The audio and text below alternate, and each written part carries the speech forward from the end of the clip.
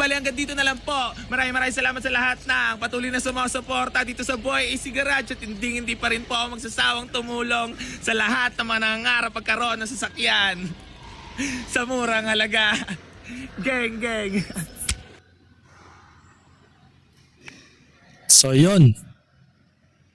Alright, mga ka-plastic. And this is me again, Big Sue. Right back at it again with another Boy AC Garage content. At isang boy bulwak. At gatas na gatas hanggang sa dugo na lumabas ang aking tatalakayin ngayong araw na ito o gabi sa inyong lugar. At ang tatalakayin po natin mga ka-plastic ay ang tungkol dito sa status ng kaso ni Boy Bulwak mga ka-plastic. At nakikita naman natin kung ano ang naging pangyayari ni Boy Bulwak sa puntong ito. Si Boy Bulwak ay legit na nakulong. Marami nagsasabi sa aking comment section sa recent video ko about kay Boy Bulwak na fake news daw. Hindi naman daw nakulong si Boy Bulwak. Pero ano po yung nakikita natin mga ka-plastic? Ha? Kitang-kita naman po. Pero bago ang lahat, lumang iba. Basahin natin ang kaso ni Boy Bulwak at ang magiging consequences nito. Base sa aking obserbasyon sa kaso ni Boy Bulwak, mga ka-plastic, siya po si Agil Cabial del Mundo o mas kilala bilang AC Garage ay nakasuhan ng RA 10591 o Comprehensive Firearms and Ammunition Regulation Act ay ang batas na nagtatakda ng mga patakarang pagmamayari, pagkuha, paggamit at pagdadala ng baril at bala sa Pilipinas. Layunin nitong siguraduhin na may sapat na kwalifikasyon lamang ang nakakapagkaroon nito at maiwasan ang pagkalat ng illegal na armas. Ang PNP FEO ang namamahala sa lisensya at rehistro. So, ang ibig sabihin nito mga ka-plastic, sa kaso ni Boy Bulwak ay kinaharap niya yung RA 10591 o Comprehensive Firearms and Ammunition Regulation Act. Ang ibig sabihin nito, nahulihan si Boy Bulwak na may dalang armas o baril ng hindi rehistrado o wala siyang lisensya para gumamit ng baril. Na mahigpit na ipinagbabawal ng mga otoridad yan, especially ng PNP FEO. Yun, nahulihan siya noong July 30, 2026. Saktong apprehension ng CIDG ng General Trias Cavite na pumunta sa mismong garahe ni Boy Bulwak. Pero unfortunately, imbes na madidiscover lang ang illegal na pagbili o pagbenta ng mga sasakyan ng walang business permit, aside from that, ay meron po siyang meron na discover ang CIDG General Trias na meron siyang baril without a license. Gaya nga ng sinabi ko sa recent content ko, nagbanta kasi yung katiwala ni Boy Bulwak na hindi ko naman masyadong kilala dahil hindi ko naman gaano napapanood yung taong yon, na nakahubad pa nga siya nung araw na yon eh. Pinagbantaan niya yung rider na nagsisigaw sa kanila na scam sila. At sumagot naman nitong katiwala ni Boy Bulwak na ang sabi niya, babarilin daw niya yon. So doon na nagkaroon ng idea siguro ang CIDG at PNP FEO mga ka-plastic. So pag-uusapan naman natin yung instances kung magkakaroon ba siya ng piyansa at gaano katagal ang kanyang pagkakakulong dito. So sabi dito, depende ito sa uri at dami ng armas. At kung may pampabigat na pangyayari o pampabigat na pangyayari, Isang maliit na armas o small arm, prison mayor, 6 years o isang araw hanggang 12 taon na pagkakakulong ang pwedeng makuha o mapataw kay Boy Bulwak. Sa Class A naman mga kaplastik, light weapon hanggang 12 years na pagkakakulong. Class A yun ha. 3 o higit pa na armas o pinagsama-sama. Reklesyon temporar hanggang reklesyon perpetua. So mabigat yun mga kaplastik. Hanggang mamatay ka na lang sa kulungan. Matindi, di ba? Pag pinatawang ka ng korte ng reklesyon temporal o perpetua, habang buhay ka na. Kung sa Class B naman, light weapon, reklesyon perpetua pa rin. 20 to 40 years ang kanyang pagkakakulong. Mas mabigat pa, dagdag na antas na parusa kung nakaload o may silencer, laser o nakakonvert sa automatic. Nako, hindi natin masasabi dahil hindi naman sinabi sa report. Mamaya sa papanorin natin na video kung naka-silencer ba siya o naka-laser o something na naka-load. Available ba ito? Gaya nga ng sinabi ko. Karaniwan bilang karapatan ng piyansa kung ang parusa ay lumalagpas sa reklusyon temporal na higit sa 20 taon.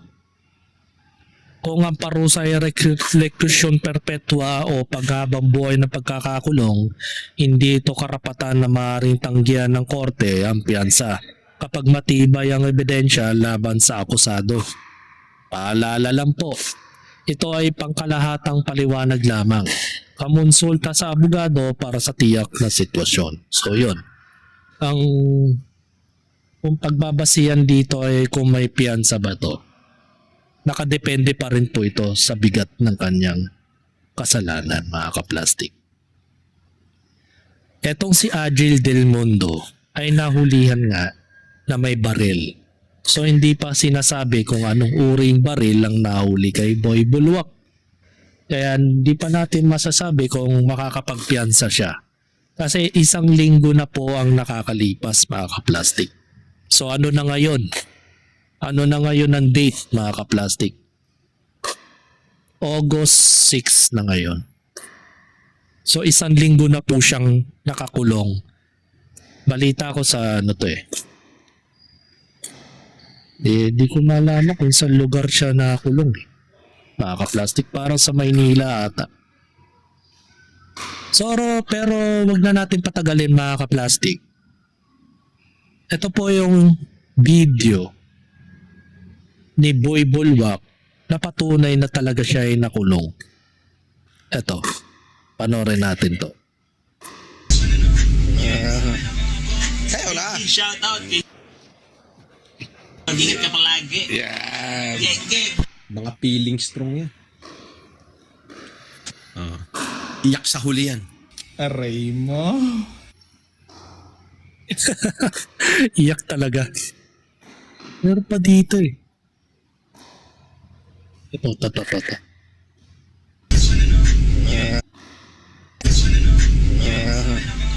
Sa'yo na. Shout out kay Mag-ingat ka palagi. Yan. Geng. Yan. Geng. Big. Tonto ako siya, no? Kahit sa kabila na parang hindi na siya mapiyapiyansahan, ay tuwan-tuwa pa rin siya, mga kaplastik. Think positive ba? So basahin natin ang comment. Paano na ngayon ako sa'yo bibili ng kotse niyan? Nakakulong ka pala. Nag-iipon pa naman ako. Mabuti nga, hindi ka nakabili. Kung nakabili ka, baka maggalaiti ka pa. Mabuti na lang at siya na unang naggalaiti. Yan. Sabi ni EJ Berillones II, Jan Pogi, maganda circulation mo dyan. Paikot-ikot ka lang sa rehas. Tsaka yung niya, puwet niya. Sabi nga ni Arnel Borge, bulwak ngayon ang puwet mo. Walang bulwak dyan, boss. Nako, yung puwet lang niya ang bubulwak dyan, mga kaplastik. Makinis ang rehas, malamig ang selda. Wala ka ng ibang gagawin. Ligo, tuwad na lang. Buti kung may ligo. Hindi naman uso ang ligo sa kulungan, mga kaplastik. Yan si AC. Nakakulong na nga, mayabang pa rin. Alam mo kasi, hindi naman kasi aabot sa punto na ganito ang sitwasyon niya kung dumadaan siya sa legal. Para kasi siya si Norman Mahusin eh, mga kaplastik. Hindi talaga siya papatinag. Talagang lahat gusto, sulit. Diba? Panoorin natin ng isa pang video ni Boy AC Garage bago tayo magtungo sa balita na nasagap natin sa kanya. Panoorin na. Kinasira ng pangalan ko is consignment, hindi ko sariling unit yun, mga boss. Total, ganyan na rin naman. Iiwan ka na rin naman nila pagka wala ka na rin eh. Baga, humina, iiwan ka rin nila bandang uli. So, ayun, hindi ako nagmamakawa dito. Hindi ako humihingi ng simpatya sa inyo. Gusto ko lang sabihin sa inyo kung saan ako nasisira sa consignment pa, sa pabenta pa, hindi sa akin yung unit na kung saan ako nasira. Diba? Basta sa sobrang gusto ko ipagtanggol yung kaibigan ko, gusto kong diba? Ay, syempre, kung unit ko naman yung mga boss, syempre, ganito yan, may seste na pag binili nyo, binigay ko na yung pera doon sa may-ari. Eh, alam nga naman, mag-abono pa ako, 2,000 na nga lang kinikita ko, 3,000 sa unit na nabibenta ko.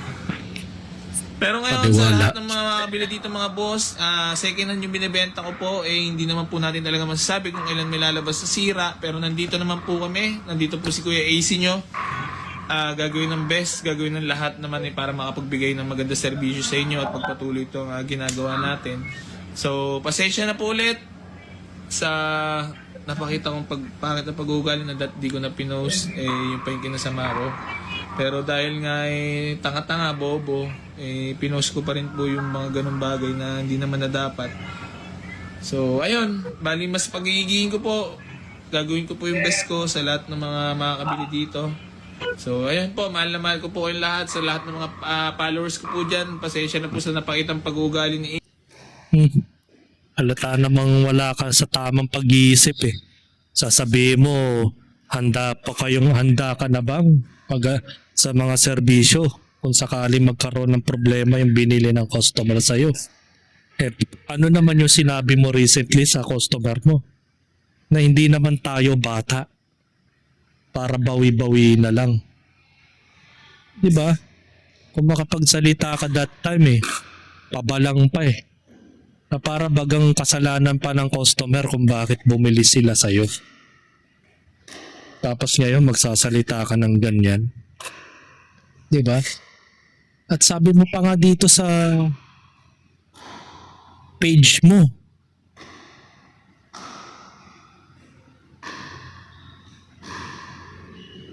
ang sabi mo dito sa page mo, no down payment, no video call, no down payment. Pero nagtatanggap ka ng down payment nung nakaraan. Diba? Bakit ganun?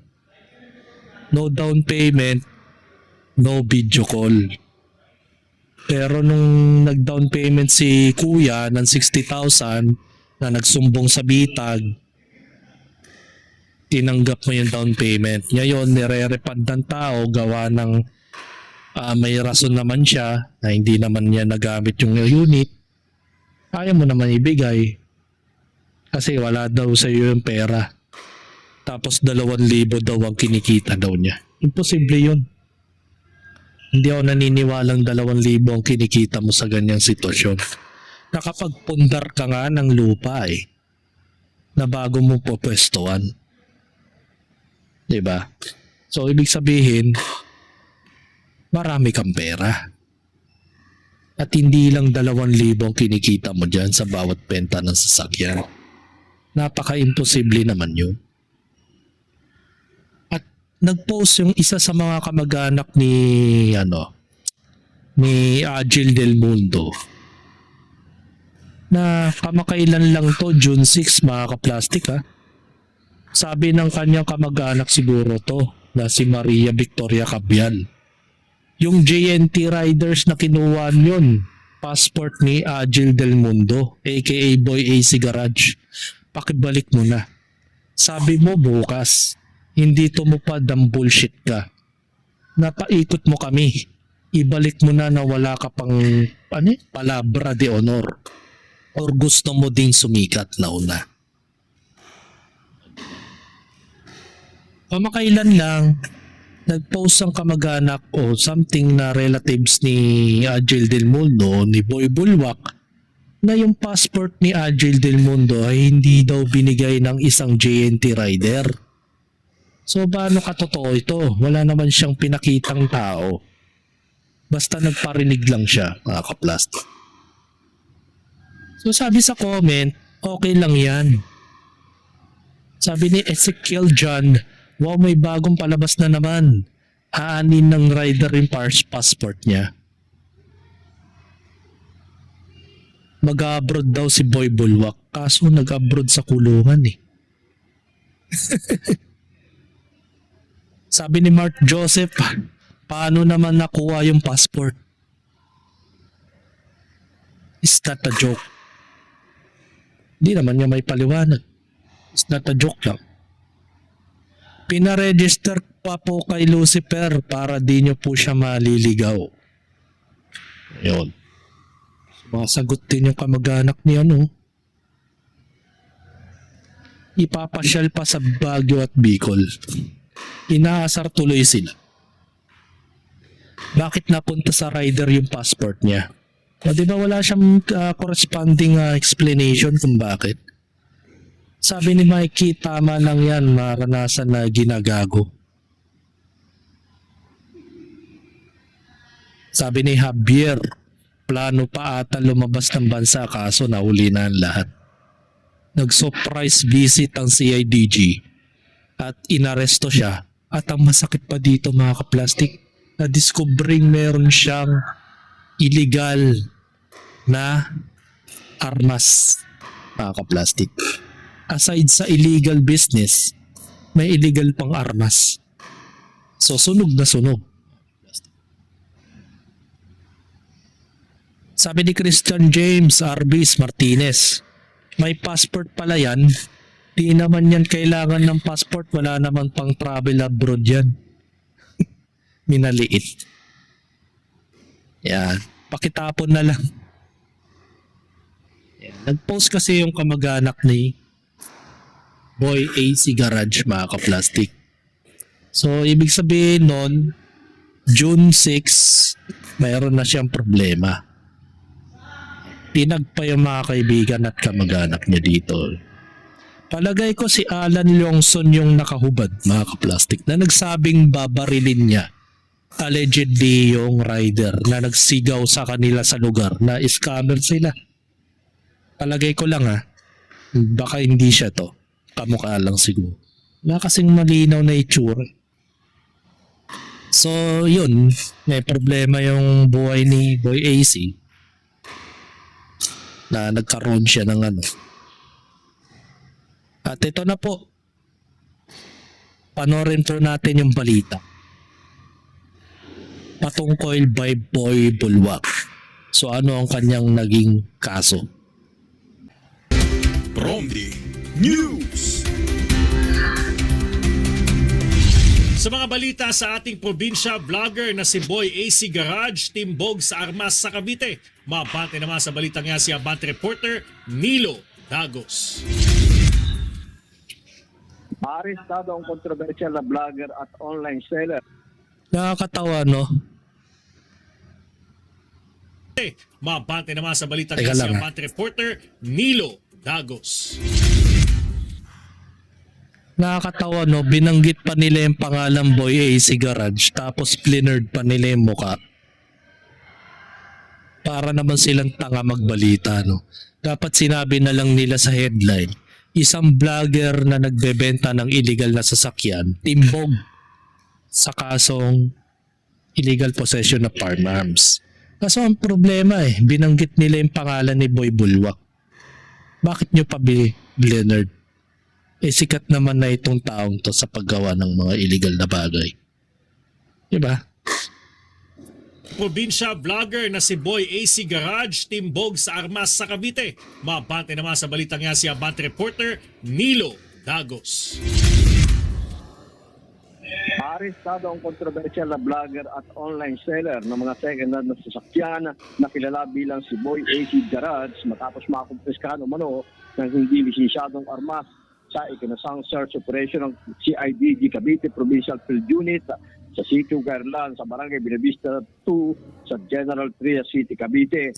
Ang 26 anyos na si Boy AC Garage na si Adi Gabriel Del Mundo sa totoong pangalan ay inaresto sa bisa ng search warrant na nilabas ng Regional Trial Court Branch 23 sa 13 Martires City. Sa isinagawang pagkahalugog na recover dito ang dalawang uri ng armas na burado ang serial number. Naging laman ang usap-usapan sa social media si Del Mundo dahil sa mga reklamong binabato ng ilang customer kaugnay ng umano'y pagbebenta nito ng mga sirain at mga depektibong mga sasakyan. Bagamat iwala ito sa kanyang kasong kinakaharap ngayon, naharap ang suspect sa kasong paglabag sa Republic Act 10591 o sa Comprehensive Firearms and Ammunition Regulation Act at kasalukuyang nakakulong sa CIDG Cavite Holding and Detention Facilities. Ako, si Nilo Dagos, Abante News. Ayun, sa CIDG Cavite. Baga sa Cavite rin siya nakulong mga kaplastik. At aside from that, hindi lang yan yung kaso na kinakaharap ni Agil Del Mundo mga kaplastik. Naharap din siya sa patong-patong na kaso ng mga reklamo ng mga customer niya. At the same time, yung vlogger din niya nakaaway na si F2 Cars, kung di ako nagkakamali, ay nagsampa rin ng kaso sa kanya. Nakaalitan lang niya kamakailan. So ang dami ng kaso ni Boy Bulwak mga kaplastik. So nakakalungkot para sa kanya yan. Hindi kasi siya nag-aayos Alam mo ang moral lesson dito mga kaplastik. Dapat kung ikaw ay magtatayo ng isang business, dapat preparado ka sa lahat ng bagay. Dapat may permit to operate, business permit, lahat na ng klaseng permit. Inaayos mo na. At the same time, kung meron kang intensyon na bumili ng isang baril, dapat lisensyado to ng NCAP, mga kaplastik. O yung tinatawag na may nire-rehistro para sa mga armas para maiwasan nga naman ng illegal possession, di ba, of firearms. Ang kaso sa kanya parang binabaliwala lang ang mga ganitong bagay. Rondi.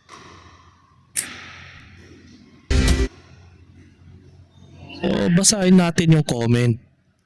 Baka dispalinghado rin ang baril niya.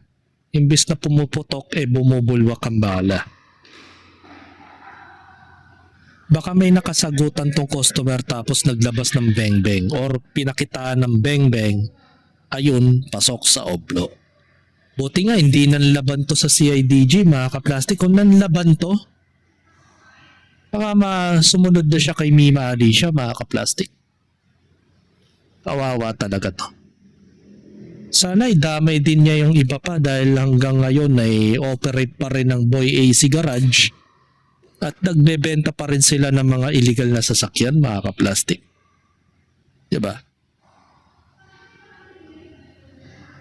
Hala, paano yan? May reservation yung iba dyan. Naku po, yan ang mahirap. May mga nagre-reserve sa kanya. Paano nila yan ibabawiin? Sabi nga ni Gian Sanchez, pa-drug test din baka may positive. Oo nga no.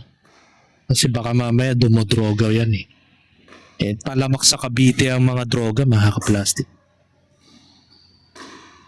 Yung baril bumubulwak din. Buti hindi nag-aya pa Baguio para mag-inquest. Mga komento, nonsense eh. So yun, wag na natin basahin yung comment, puro nonsense eh. Sa akin lang naman mga ka-plastic, kung kayo ay magne-negosyo ng mga ganitong bagay, make sure na kayo ay may permit.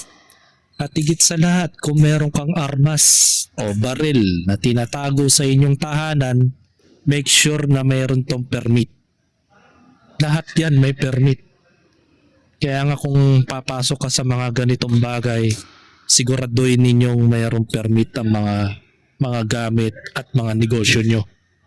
Nang sa gayon, magkaroon man ng aberya, hindi kayo mapuputasan. Ang kakupalan taglay ni Boy AC Garage mga ka-plastic ang nagpatungo sa kanya o nagatid sa kanya sa kapahamakan. Hindi naman kasi siya marereklamo ng tao kung maayos siya makipagtungo at maayos ang kanyang mga binibentang sasakyan. Diba? Una sa lahat, most probably ang mga tao naghahanap ng murang sasakyan yan. So ine-expect din nila yung mga binibenta mo good as to go. Diba? Pwedeng gamitin na nila on that time. Hindi naman yan na parang ibebenta mo ng bulok tas ay binigay sa iyo ng bulok ng seller ay ibebenta ng bulok mo sa ibang tao. Siyempre, yung mga taong naghahanap ng second hand na sasakyan, desperado na yan eh. Dahil gusto nila mura lang, pang-family driving o service driving. Kaso unfortunately, wala pang isang araw, umiiyak na yung makina. Tapos, nung kinompronta naman tong si Boy AC Garage, imbes na magkipag-coordinate o makipag-communicate ng maayos, ang ginagawa ni Boy Bulwak ay pinapabalang ang mga salita. Kagaya ng mga piniplay ko mga recent videos ko about kay Boy Bulwak. Talagang bastos siya makipag-usap, lalo na sa mga matatanda. Talagang winawalang yan niya. Buti na nga lang hindi nag-hysterical o nagtitrigger ng galit ang mga customer niya. Meron one time yung isang lalaki talagang galit na galit sa kanya. Pero buti na nga lang hanggang sigaw lang ang ginawa niya kasi kung sinaktan niya yon wala rin siyang laban doon. Baka yan tulad nga yan may baril pala itong si Boy Bulwak. Baka kung ano mangyari sa kanya, di ba? Pero sa akin lang mga ka-plastic, kayong mga customer na bumibili ng mga second hand, unang-unang tumatak sa utak ninyo ay maghanap kayo ng mga ekspertong mekaniko na mag-oobserba o magbubutingting ng mga bibili nyo sa sasakyan. Sa gayon hindi po kayo mabdihado once na matangka kayong lokohin ng mga seller na tulad ni Boy Bulwak. Para na sa gayon na hindi na maiwasan na yung mga ganitong aberya at magsusumbong kayo kay Tulpo para lang mabigyan ng hustisya yung nanakaw sa inyong down payment na 60,000. Para bagang nababaliwala lang dahil hindi naman po nabalita kung naibalik na ba yung down payment na binigay ng matanda sa kay Boy Bulwak. So hanggang dito na lang ang aking opinion, and this is me again, Big Sue, lagi nagsasabing ang mga plastic ay matagal mabulok dahil ang mga plastic ay toxic. Kaya, what's up mga ka-plastic? And this is Gambit, commentary video na video live stream. Signing out. Alright. Mga ka-plastic, kung nagustuhan nyo ang aking video, isubscribe nyo lang ang aking channel. At the same time, i-hit nyo rin ang notification bell at yung all para ma-notify kayo sa aking susunod ko pang video sa aking YouTube channel. Maraming salamat po mga ka-plastic.